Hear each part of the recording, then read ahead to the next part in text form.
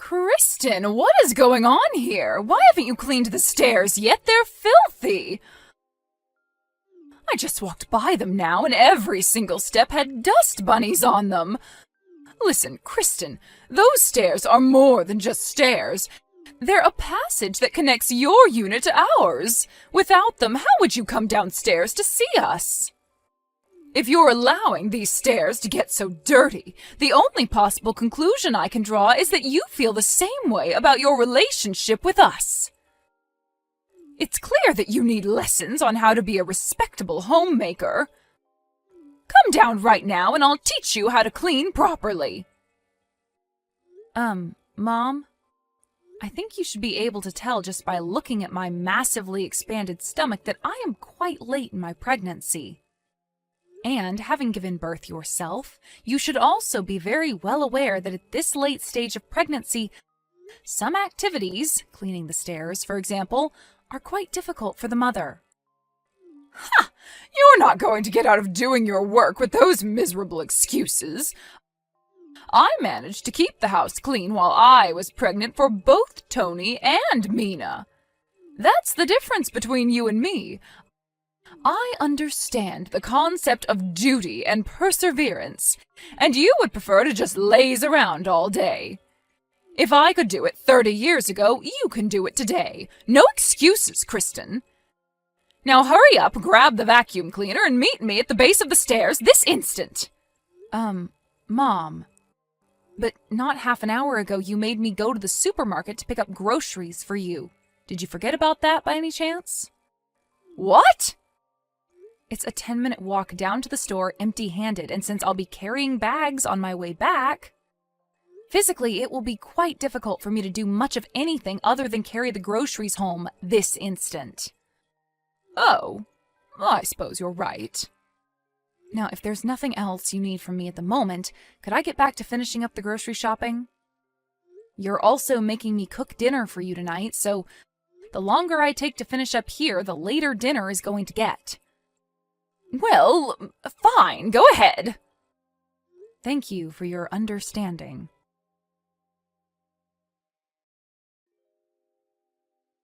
Hello there, Kristen. I'm just letting you know that Mina will be moving back in with us tomorrow. Really? That's odd. I don't remember hearing from her for quite some time now. Why is she moving back here? Did something happen?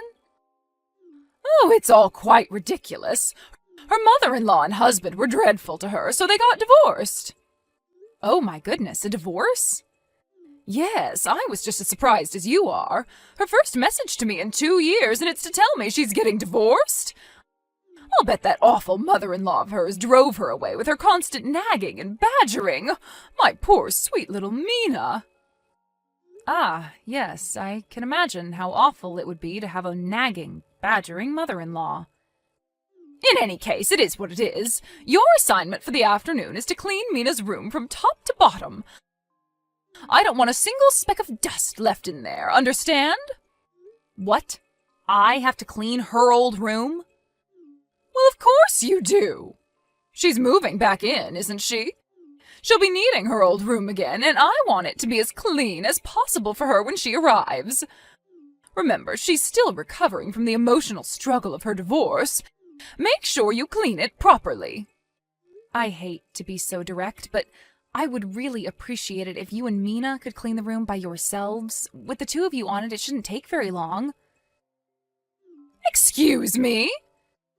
Haven't you seen the weather report? There's a massive cold front on the way. I'm not going to break my back cleaning in freezing weather. You need to do it before it gets too cold.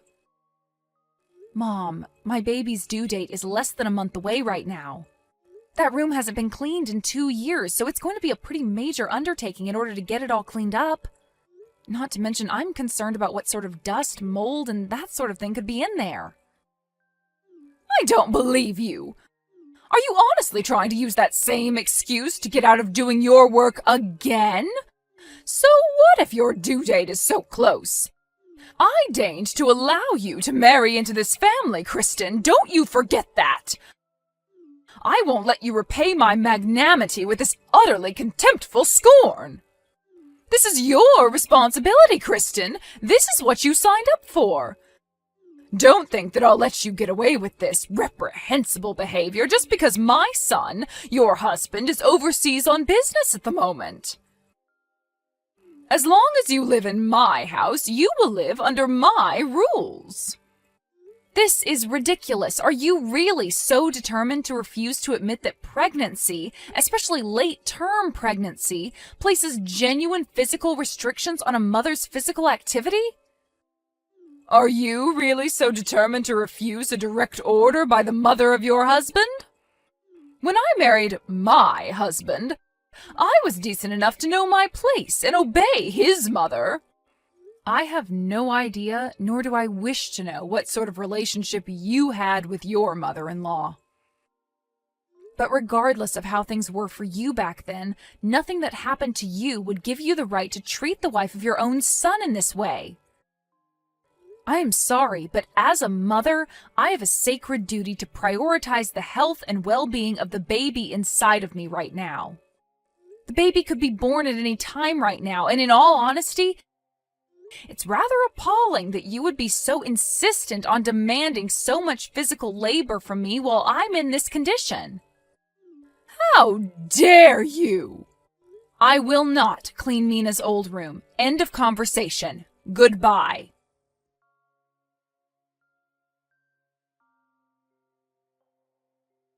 Kristen, what on earth are you doing? I haven't seen you all afternoon, and when I go up to your room, what do I find? You've put a lock on the door to your room? Who do you think you are? Is this the thanks I get for trying to make you into a respectable wife? What did that boy ever see in you? Well, when he gets back from his business trip, I think I'm going to have a long, serious talk with him about your future in this family. For the time being, come out of your room this instant. Don't think you can hide from me in that room all day. You will obey your mother-in-law. That's an order. If I have no other choice, I'll simply have to break the lock with a hammer or something. Ugh, what did I do to deserve such a troublesome daughter-in-law?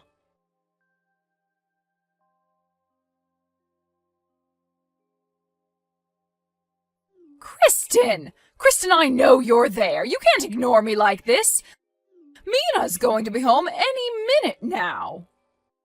I order you to get out of your room this very instant. I mean it. Oh, and one other thing.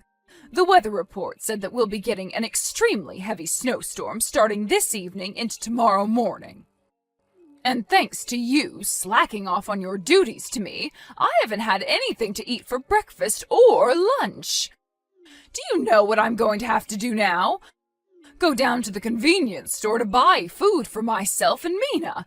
Do you understand the lows you have forced me to stoop to? What if I get food poisoning? When you come out of there, bring your wallet with you. You're going to be the one paying for this, plus interest. You truly dreadful girl. If this is the kind of daughter-in-law you are, I'm utterly terrified for your poor child's future. Unlike you, however, I'm not one to give up. I will straighten you out, Kristen. I will transform you into a real wife and mother like myself, no matter what it takes.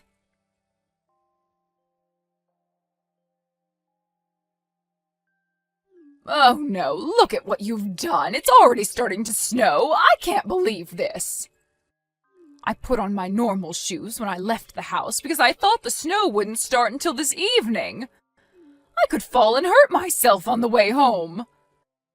Food for 2 people is so heavy, I'm completely exhausted. How could you do this to me, Kristen, after all I've done for you? And what's worse is Mina just told me she'll be at the house any second.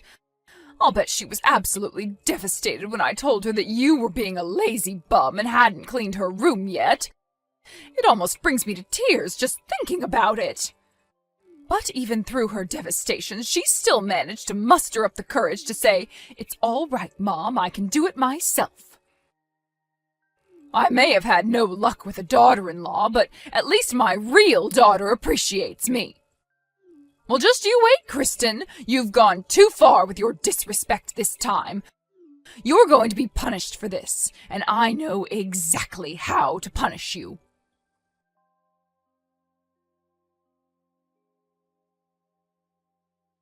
Kristen, what is the meaning of this? I just got home a moment ago.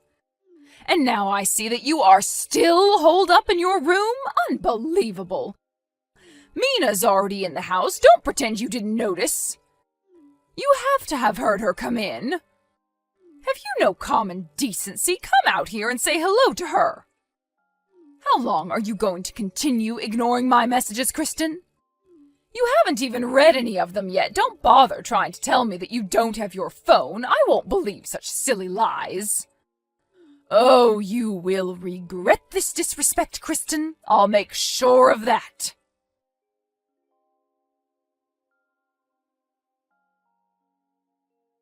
Well then, hopefully this will teach you a lesson about respect. Just be grateful that I allowed you to stay in the shed in order to keep you out of the snow. While you're out there tonight, maybe think twice about ever disrespecting me again.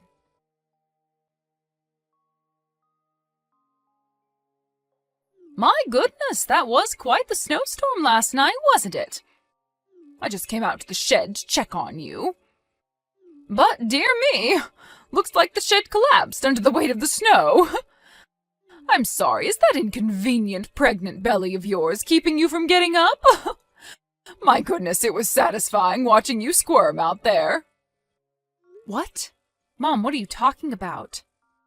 I just now saw that you had lit up my phone with notifications, and I had a really bad feeling about what was going on, but I'm not at the house right now. I went to my folks' house across town yesterday.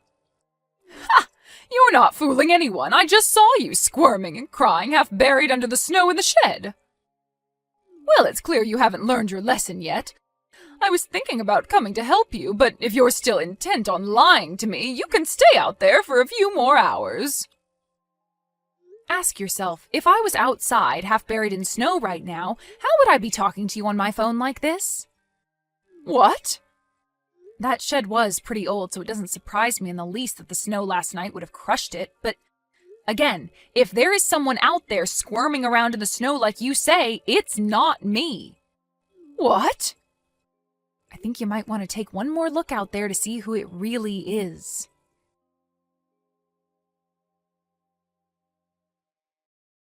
Why, Kristen! Why didn't you come back to the house yesterday? Ah, so it would seem that the person buried in the snow was actually Mina, huh? The neighbors called me a bit ago. They said that they were concerned when an ambulance showed up at the house, sirens blaring. Well, what was I supposed to think? It was your room, the door was locked, and you weren't answering my messages. How was I supposed to know that Mina was the one asleep in there? Any rational person would have assumed it was you. Her room still hadn't been cleaned, right? Did you think she was just going to lay right down on top of 2 years' worth of dirt and dust? But how did she get into your room? The door was locked. Oh, I have a pretty good guess. Back before she got married and moved out, Mina had a nasty habit of going into my room and taking my things without permission, so eventually I got tired of it and put a lock on the door. Then, after a while of having the door locked, one day my things started vanishing mysteriously once again, so I figured she must have made a copy at some point. I caught her using it once and took it away from her, but I guess she must have had a spare, too. That's beside the point. This is all because you went to your parents' house yesterday. I know, isn't that an incredible coincidence? How can you laugh at a time like this? While I do feel bad for poor Mina, you have to admit it's pretty ironic. But you should also be grateful it wasn't me. If it were me out there rather than Mina, there's no way that both me and the baby would have come out of this okay. And you would have had some pretty serious consequences on your hands. But why didn't you tell me you weren't coming home yesterday? I spoke to you on my way out the door, don't you remember? What? 2 nights ago, I messaged Tony and told him all about the terrible way you've been treating me while he's been overseas, and asked him what he thought I should do. He told me that I should get out of the house for now and go stay with my parents. I called them up right after that, and they came to pick me up yesterday morning. They were planning on at least stopping inside to make an effort to be polite and say hello.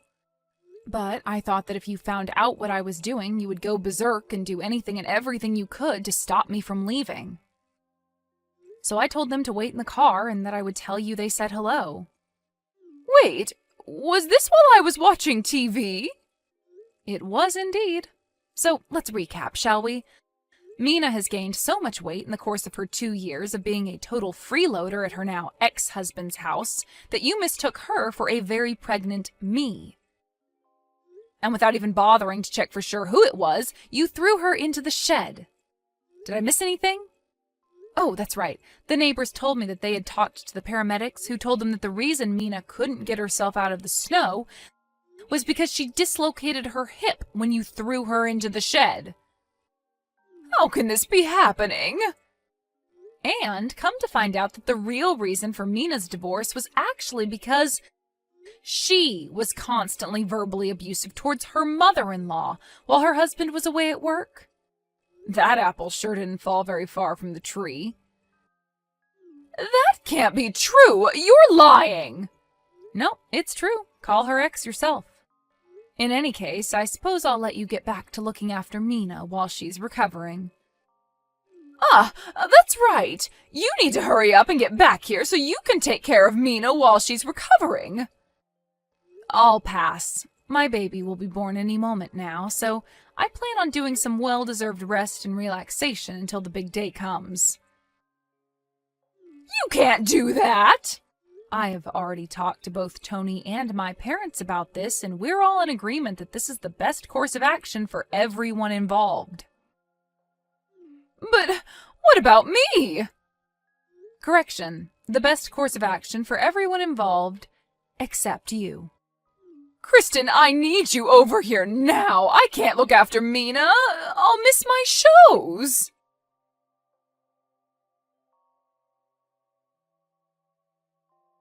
I started getting contractions about 5 days after that incident, and it just so happened that my husband Tony got back in town from his business trip just in time for him to be in the delivery room with me for the birth. We are now the happy and proud parents of a healthy baby boy. Meanwhile, in stark contrast to our happiness over the birth of our child, my mother-in-law is neck-deep in serious trouble. Mandatory reporting laws meant the hospital contacted the police, and after a very quick investigation, she was hauled off in the back of a police car. So, while Mina was discharged from the hospital a few days later with a clean bill of health, my mother-in-law is now looking at building a criminal record.